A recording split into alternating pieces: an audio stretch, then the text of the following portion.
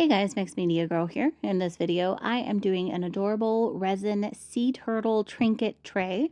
I did one of these the other day and I loved it so much I wanted to do a whole video for you guys on it.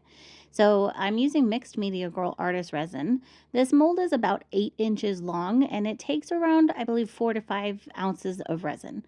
I started off by mixing up just about 2 to 3 ounces. And the first color that I mixed up was Illumilite Ocean Blue Resin Dye mixed with a little bit of Polycolor Sky Blue Mica. And then the second color I mixed up was just Sky Blue Mica, so a lighter blue. And then I also mixed up some Illumilite White Resin Dye. So I started off with the darker blue, then added the lighter blue and then the white. And I then went in between each of these little spots on the turtle's back with the dark blue and then the light blue. And I took care not to cover up the raised parts because that is what I want to have the sand showing through. And then I took a stick and I swirled those blues and used some 91% isopropyl alcohol to remove the air bubbles. And then I let the first layer cure. So definitely fill in this layer as much as you can without going over those spots. Once that first layer cured, I took some sand mixed into resin and I poured that onto the back, and I added a little bit of seashells in this. This was kind of an experiment to see if you would even be able to see the seashells through the other side.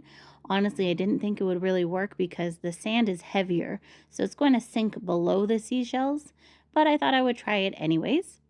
So I poured the sand in the middle, and then I mixed up some more of that darker blue with the Illumilite Ocean Blue Resin Dye and Sky Blue Mica, and I poured that around the sand and then added more sand in the middle until the back was completely full. You could, if you wanted to, fill this entire thing with sand, but I prefer to do the sand just in the middle.